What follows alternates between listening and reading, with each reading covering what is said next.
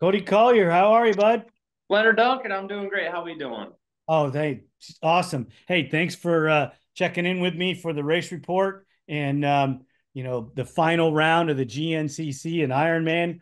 Man, what a weekend of racing.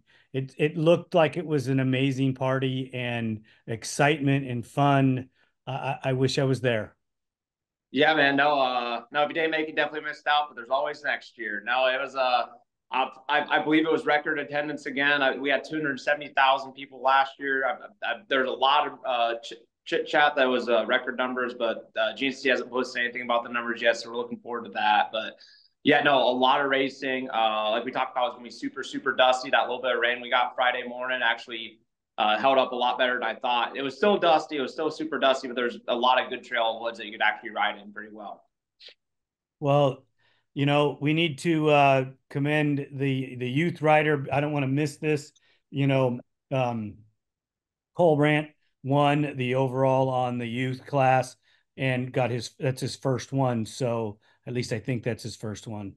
Yeah, he's been really close a couple times this year, just having some unfortunate stuff. I know he was working a lot this summer to improve himself, and he's been upfront about every race in summer break. So, whatever he's doing is working out. And Yeah. then Garrett Koch got second place. Those two were in a good battle. I think it was like 3 seconds between the two at the finish. They checked out by almost a minute on Mr. Noah Lykins, who got third place on the podium and locked up the youth national championship. You know, he was probably in championship mode, knew where he was at, knew where he needed to be, and didn't need to push too hard. So came home with third place in the championship. How packed was that morning race? I mean, the youth race was crazy. I think there was 30 Raptor 250s in that 250 class taking off on that line. No, the Ironman's always really good show out. It seemed like every row was flag to flag almost. That is crazy. The amount of entries that race gets. I don't want to get off topic here, but they had one of Bob Sloan's machines there. He rode for my brother back in the day, and that was pretty. I got sent some photos of that.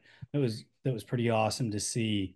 Um, the memory there of one of the past champions, and then his machine, and actually the race is named after him. So it's pretty cool that they still honor it all this time later. Yeah, and someone's still keeping the bike mint. You know, someone keeps it and appreciates the bike for what it's worth, and has it on show for us from year to year. So really cool to have that. The Bill Balance number, the last 250R that ever won a pro overall was there. Bill Balance's old yellow 250. Yep. I think that's when McGill rode around on the starting line and everything. So no, it's really cool to see. We try to remember our roots, try to remember our heritage. You know, we always talk about the Black Heart 100 and pretty much how the Nationals got started and everything. So very cool to see all that. Yeah, the history of it is incredible. And so many of the young riders don't even know anything about what got it started for them or any of the great heroes that raced it before them. It's kind of crazy. Well, it's just you remember being young and dumb, right? You remember being 12 years old, not caring about what you had for breakfast the next morning. So as you get older, you start appreciating that stuff more. And yeah, Yeah, I get that. It's just a shame, that more people don't know about the history, and know how those things came to be. yeah, no, and that's why I love looking back at all the old racer TVs from 08, 09 season, seeing back pretty much the first good documentation we have of the racing itself. So yeah, you got your Right. written up race reports here and there, but the video reports have been really cool. Us doing our podcast, I think is going to be cool one day. Be able to look back on, see all these cool little details. Yeah. Just bringing it to people's attention is something that helps. Um, so, did you guys have trouble walking around in the pits because there were so many people there? Yeah, no. Tim Cotter and GNC, they laid down the law, I guess, this year on no pit riding. So pit riding was at a minimum. There wasn't people flying around everywhere trying to wreck each other. Everybody was pretty courteous. So it was definitely one of the tamer Ironmans, at least until Saturday night started rolling around and the parties started happening. But no, very, very good, chill weekend. I don't really hear about too many crazy stories. So it seemed like most people stay out of trouble and just had a good time. So you guys stay overnight and wait to go home on Sunday. Do you try to get out of there early? Because I mean, the traffic jam to leave that place must be incredible. Yeah, coming in and out, both days. So it's, I mean, they were lined up 2 weeks ago, 2 weeks before the event. People started lining up, getting their RVs in line just to get into the event. So it's kind of a ritual there. It's who can be the first one in line. So, yeah, a lot of people, a lot of hecticness. I mean, for ourselves, to answer your question, I guess we stay most of the time Saturday, and just whenever we get up and we roll out, depending on what we got going on the next day, how far the drive is, how much we want to enjoy our time home, what needs done before, where reality sets back in on Monday, all that good stuff. Right, right. How far away is it for you? Ironman's about 4 hours for us. Oh, that's nothing really. No. Anything less than 4 hours is a local race for me. So once we hit 7, you can start talking about being a drive. That's true. That's true. I get it. Some people tell me that, oh, you're so far away. I'm 20 minutes from you. How is that far away?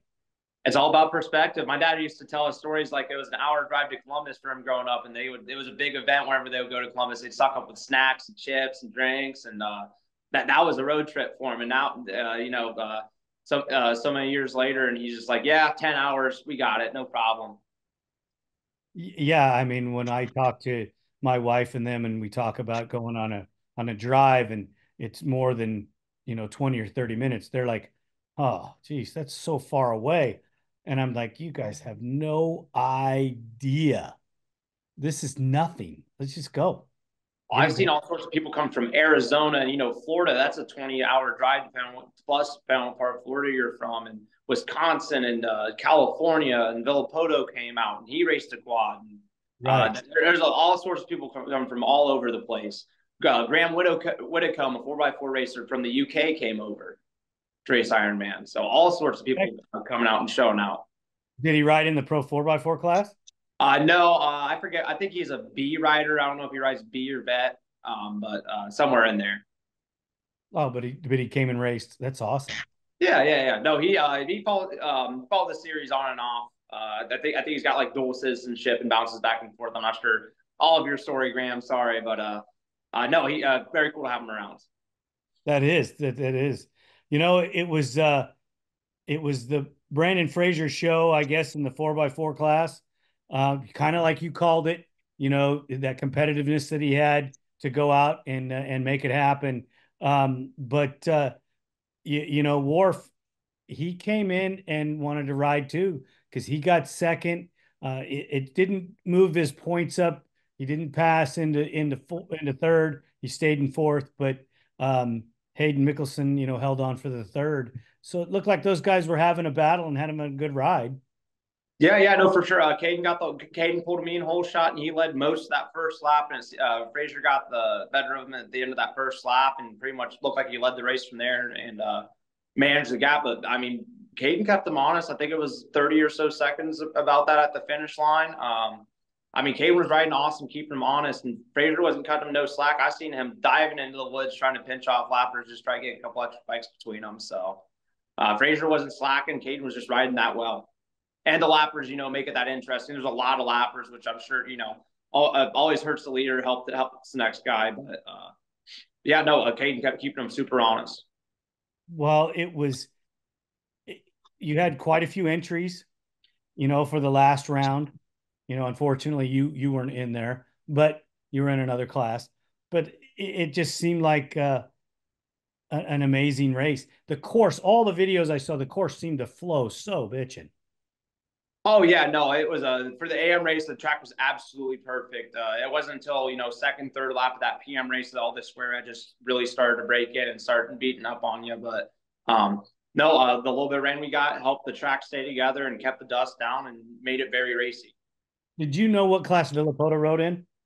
Industry. He raced him and Damon Bradshaw. It's a class for like the way I understand it, it's more for like testing and like advertisement of your product and stuff, so you can like run a team race with another rider. But it's not in points paying class, all that good stuff. And they let that happen in the morning race or the afternoon race? The morning race. So Villapoto and Bradshaw finished the whole race. You know, two of the greatest of dirt bike riders of all time finished 143rd overall on the quads.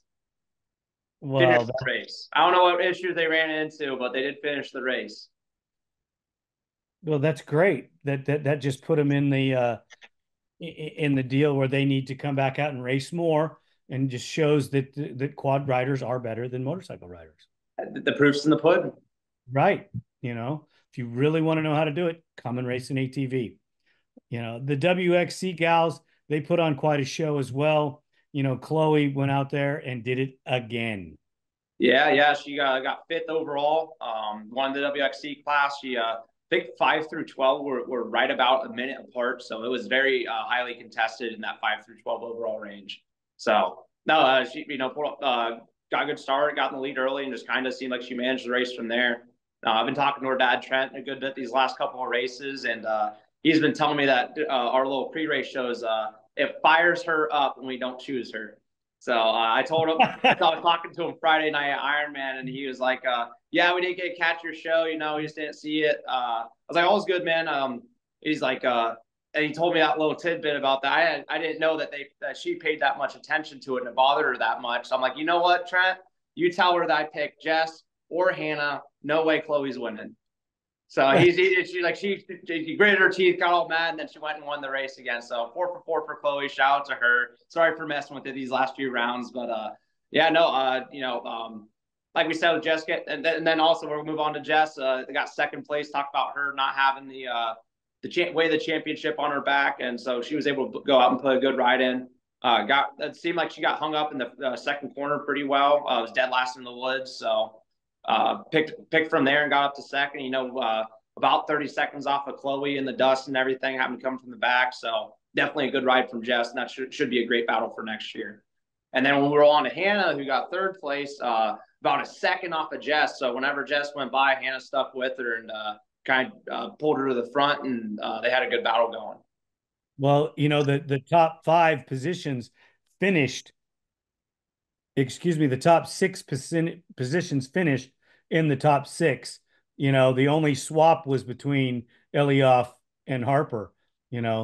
Everybody else finished in their respective spot where they were in points. So no, there was no change up in anything, nothing like that at all.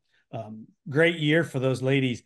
I see that class doing nothing but getting bigger and bigger and bigger.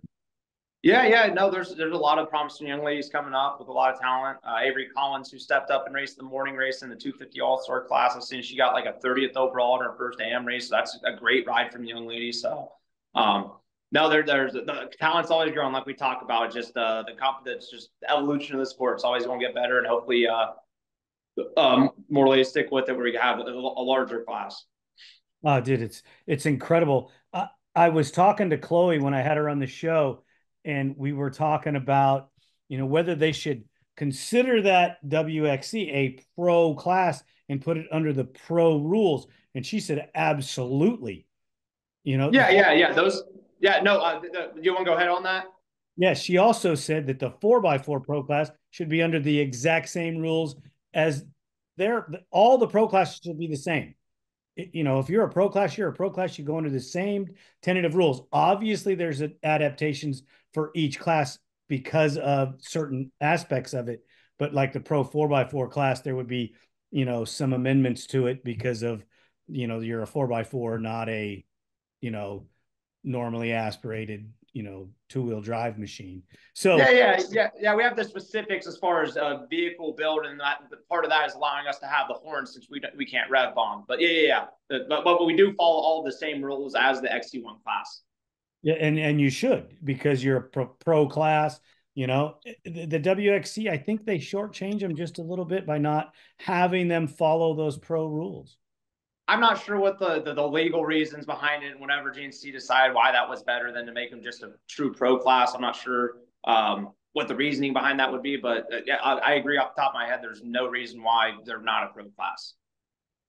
Yeah, they're riding to the level they should be. They're pushing just as hard as the rest of us. They're putting in top 10 overall results every single race, getting on the podium here and there. So those ladies are no slouches. They definitely deserve the title of pro. I loved her answer. I asked her, "Hey, do you think that, that the WXC should be premiered in the afternoon race?" And she goes, "Absolutely not. Let's keep the Pro 4x4 class and the WXC in the morning because we want the spectators to come out and have that those classes to watch and enjoy, and then they can come out in the afternoon and watch the other classes. Why only bring the spectators out to watch the afternoon race? Let's bring them out to watch both races and make it, a longer, better day for the fans, for the racers, and have everybody enjoy it." And I was like, "How old is this young lady?" Yeah, yeah, yeah. Great insight, great insight. I was taken back by that. It's pretty cool. Yeah, she got a lot of good people around her. Yeah, no, they got figured out over there. They got figured out over there. But yeah, yeah, no, just trying to find the right words to go with it. No, Man, uh, there's been a lot of great battling throughout the 4x4 and the WXCs over the year, but since me and Landon started battling, then Brandon got in there, and unfortunately Landon stepped away from the racing. But I just have people all the time coming and tell me how exciting that us and the women are starting to make the AM race. How it's people are looking forward to watching it now. well, let's just get into it. Why don't these people go out and try one of these 4x4 professional machines? Because they're not, run of the mill four stroke 4-wheel drive quad. These things are badass machines and they're fun to ride.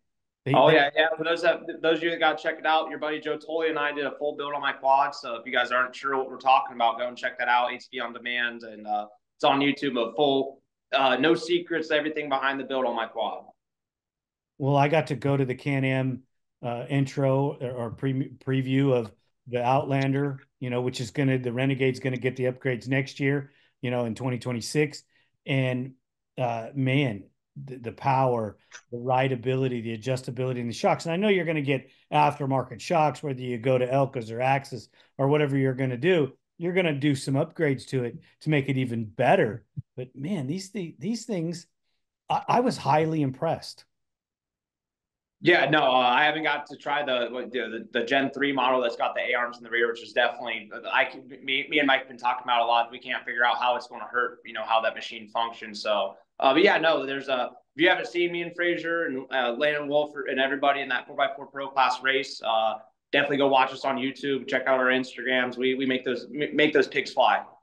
Oh, dude, they do. It's incredible.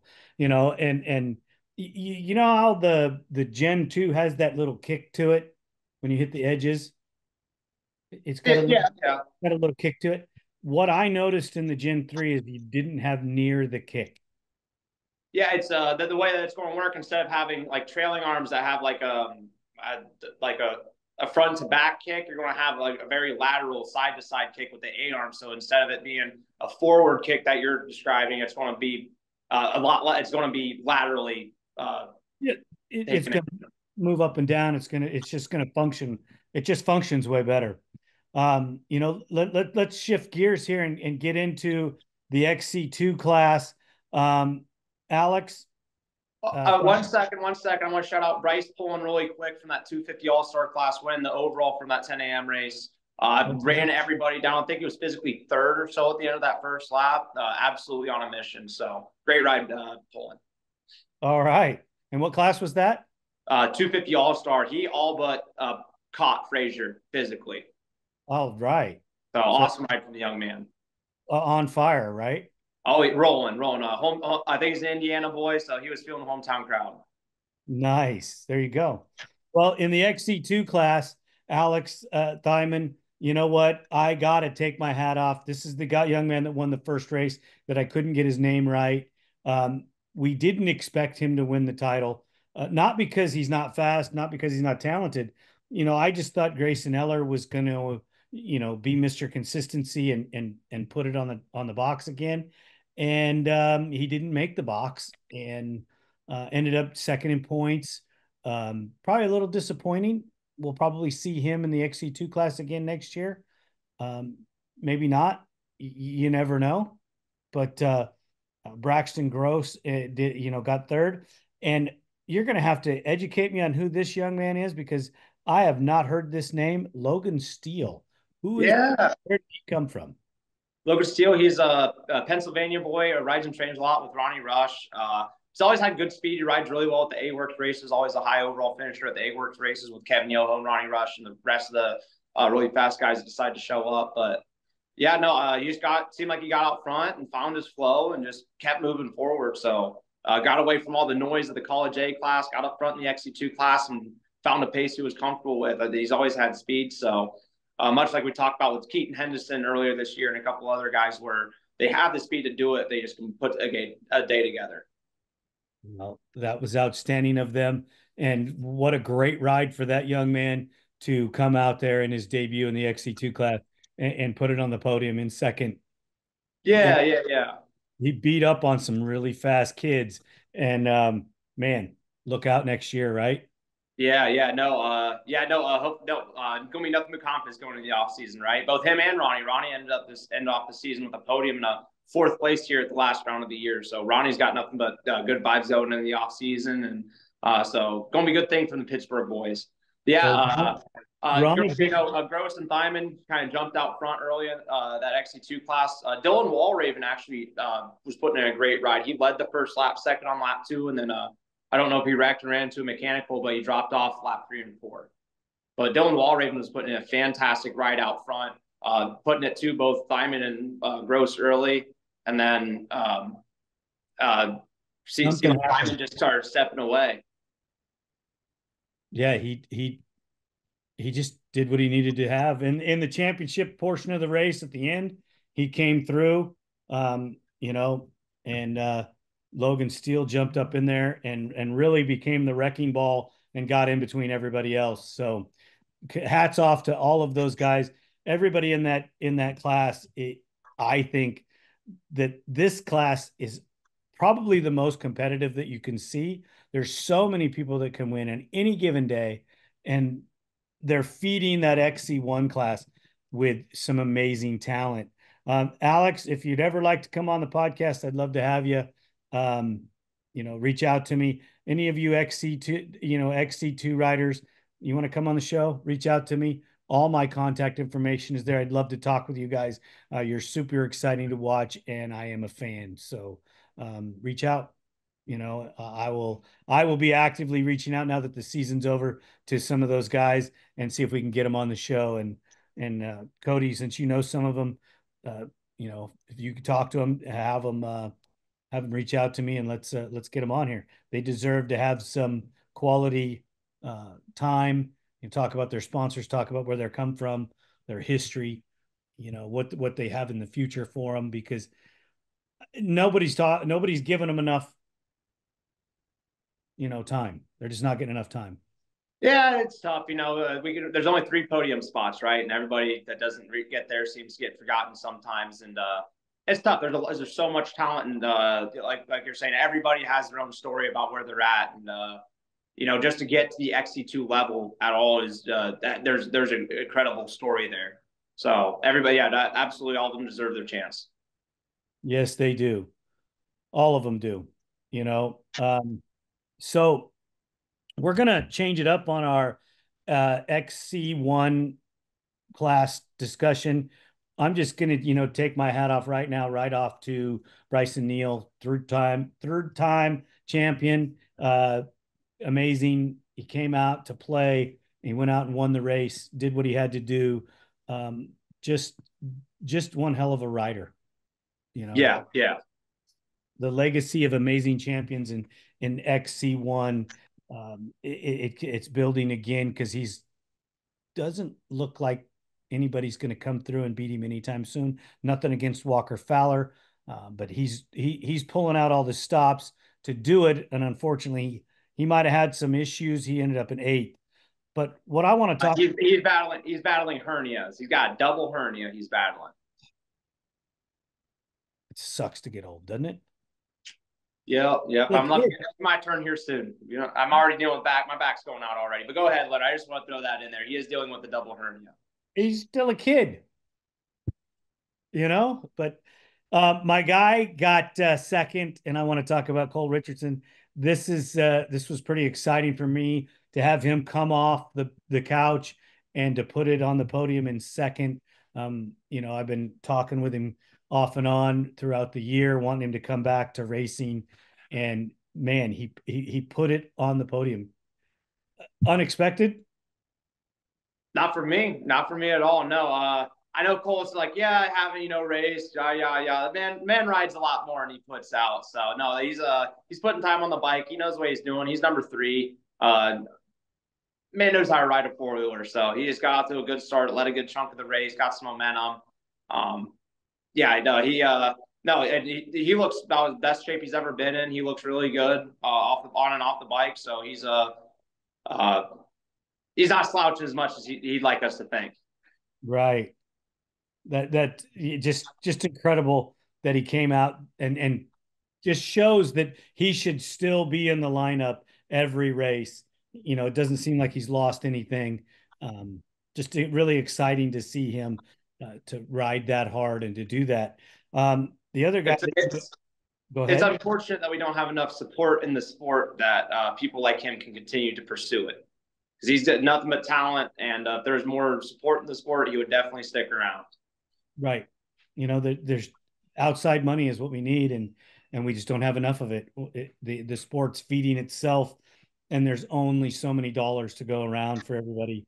Wyatt Wilkin, excuse me. I always put the S on there. He came across in third. Great ride. Locked in that third place in points. Took it away from Josh Merritt, or he had it and just solidified it. But him and Josh had a great battle there at the end of the year. Stephen Harrell popped his way all the way up into fifth in points. Well, yeah. Skipping our buddy Ronnie Rush, you got 4th place there. Yeah, no. Stephen Harrell with a 5th place finish on the day and a 5th on the year.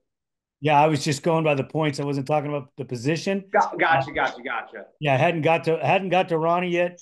But Ronnie got that podium a couple rounds ago, and I think that ignited him. He didn't have the greatest race after that, but once you get up front, once you ride, get on the podium, it just gives you that energy that you're supposed to be there.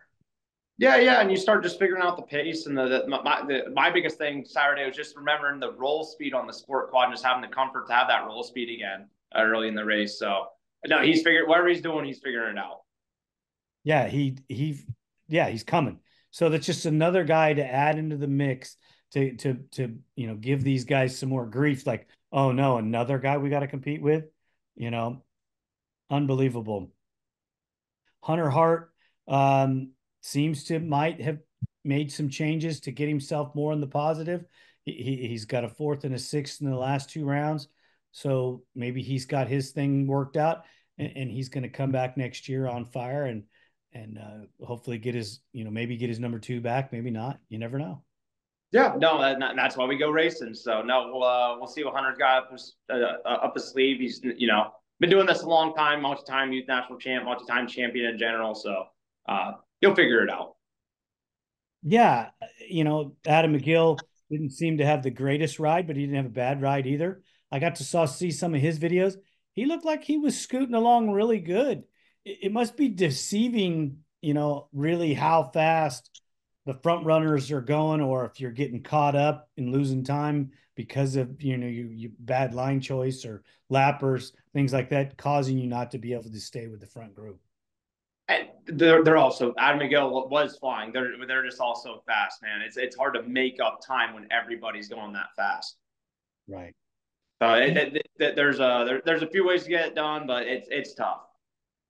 Do you think we're going to see any changes in that class next year? New guys coming in or anybody leaving? I don't think Kenny Schick's going. We had a few motocross guys. Myself stepped up and had some issues, some bike issues. Kenny stepped up for the race. I don't think Kenny's going to stick around in XC1 for next year. So I think it's going to be that core group. Thyman's year 1 XC2 and won the championship. I'm not convinced he's going to step up. I'm not convinced Eller's going to step up. So I think it's going to be a lot of the same XC1 and 2. Minus some guys stepping up into XC2. Like shout out my buddy Corey Vandelanter. We talked about on the pre-race show. He did lock up that junior A championship, so look for him to find the green plates next year. So yeah, I mean, there's just more competitions moving up. Not as many people from XC2 to XC1 as we want this year, I don't think, but there's going to be a little bit more depth in that XC2. What'd you think about the motocross guys coming over and riding with you guys?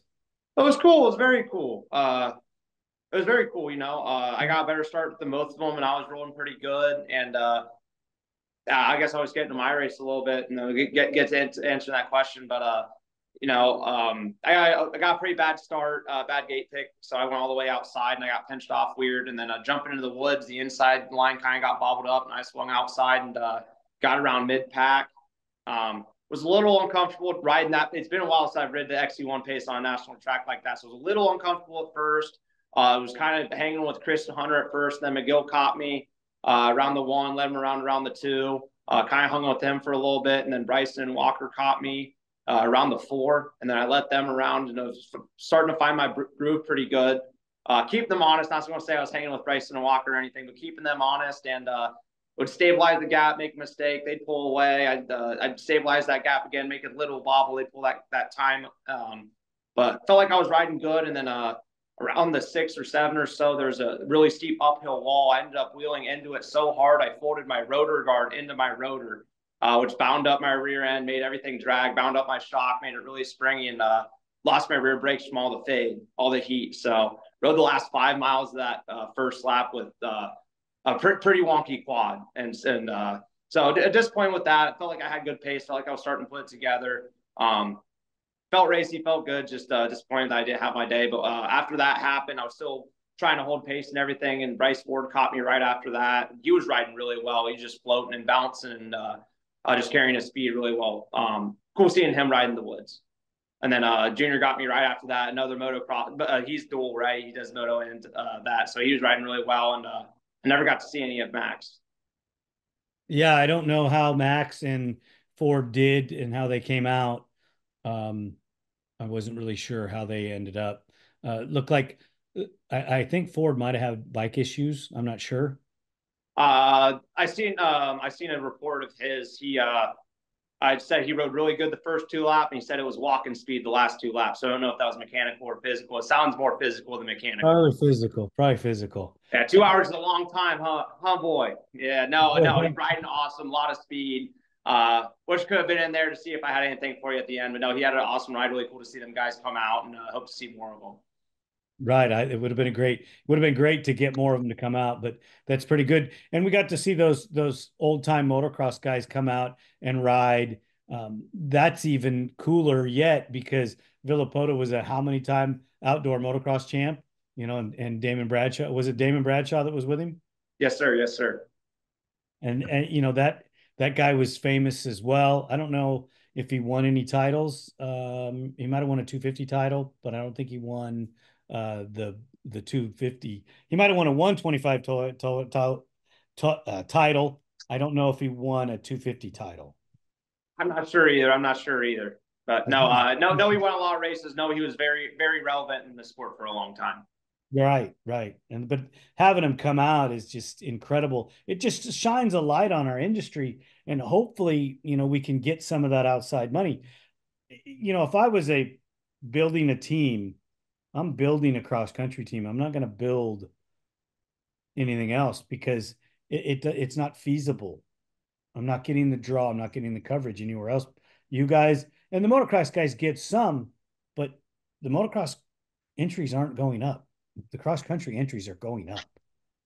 Yeah, no, it's I don't know what it is, don't know what the secret sauce is, but no, I just focus on doing my best ride and trying to be a positive role model, with the platform I've been given and everything, and try to make everybody try to get everybody to see why I enjoy it so much. Right. Well, it's exciting to watch, and everybody, thank you so much for a 2024 season. We really enjoyed it, and thank you for letting me be there, Cody. You're my eyes and ears at the races, and I really appreciate that. Yeah, no, it's no, like I said, I think it's gonna be really cool looking back on this, later on. So really love doing this. Try to do my best to keep my bias out of it. Try to do my best to make sure everybody that's due gets their shout outs, and yeah, no, just always try to make it bigger and better. Well, you do a great job, and I appreciate it. And if there is ever a little bias in there, sometimes it just happens. I don't think it happens on purpose, um, but we are all biased to a point at some way or form. not on purpose, but it just happens. And you know what? Thank you everybody for watching the shows, and we'll be back in 2025 with the race reports and the pre-race reports. Thank you so much, Cody. Have a wonderful time off, and I expect to be seeing you schedule a show with me so that we can talk about the year in depth and just talk a little bit about Cody Collier. Yeah, absolutely. Yeah, no. We're due for a full length show. We're due for a full length show, but yeah, we'll do that. I know it gets kind of quiet in the off season with the racing. Again, Chloe Harper's dad Trent was in my ear at Friday night Ironman. He's 100% right. You know, we need to keep something going this off season. The racing gets quiet, and I know I can only watch different people's reels so many times before it starts getting old. So yeah, we need to get some XC2 guys, get some XC1 guys. I mean, anybody who wants to get on the show, let us know, and I think it'll be fun trying to keep it going. Awesome. Well, we'll get you on the industry show, the morning talk show, and get you talking about the XC classes and what you think the industry needs to boost it up. All right. No, absolutely, man. No, always happy to help, happy to be part of it, and no, hopefully don't see you guys until 2025. Hopefully we get something going. All right, brother. Have a great night. Thank you again.